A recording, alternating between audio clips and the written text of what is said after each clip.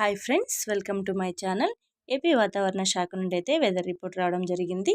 ఈరోజు ముఖ్యంగా ఆంధ్రప్రదేశ్లో ఏ జిల్లాలో వర్షాలు ఎక్కువగా కురుస్తున్నాయో ఈ వీడియోలో అయితే మనం చూద్దాం. అంతకంటే ముందు ఈ వీడియో మీకు నచ్చినట్లయితే లైక్ చేసి, షేర్ చేసి, సబ్స్క్రైబ్ చేసుకోండి.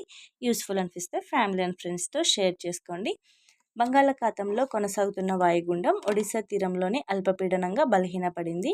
ఇది ఛత్తీస్గఢ్, ఒడిశా సరిహద్దు దిశగా కదులుతూ మరింత బలహీనపడిందని వాతావరణ శాఖ అయితే తెలపడం జరిగింది. ఇక పూర్తి వివరాల్లోకి వెళ్తే, ఒడిశాలోని చిలుక సరస్సు సమీపంలో కేంద్రీకృతమై ఉన్న వాయుగుండం సముద్రంలోనే బలహీనపడింది. ఇది ప్రస్తుతం పూరికి నైరుతి దిశగా 40 కిలోమీటర్లు, గోపాల్పూర్కు తూర్పు ఈశాన్యంలో 70 కిలోమీటర్ల దూరంలో కేంద్రీకృతమై ఉంది.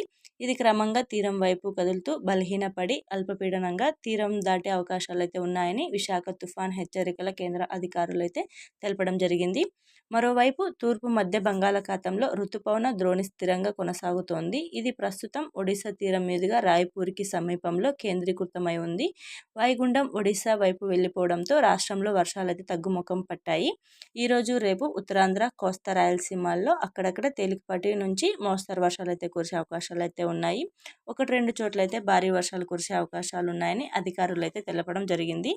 ఈరోజు మాన్యం, అల్లూరి సీతారామరాజు, కాకినాడ, కోనసీమ, తూర్పు గోదావరి, పశ్చిమ గోదావరి, ఏలూరు, కృష్ణా, ఎన్టీఆర్, గుంటూరు, బాపట్ల, పల్నాడు, ప్రకాశం, కర్నూలు, నంద్యాల జిల్లాల్లో అక్కడక్కడ మోస్తరు వర్షాలు పడే అవకాశం అయితే ఉందని విపత్తుల నిర్వహణ సంస్థ అయితే మేనేజింగ్ డైరెక్టర్ రోనంకి కుర్మానాథ్ గారు అయితే తెలపడం అయితే జరిగింది.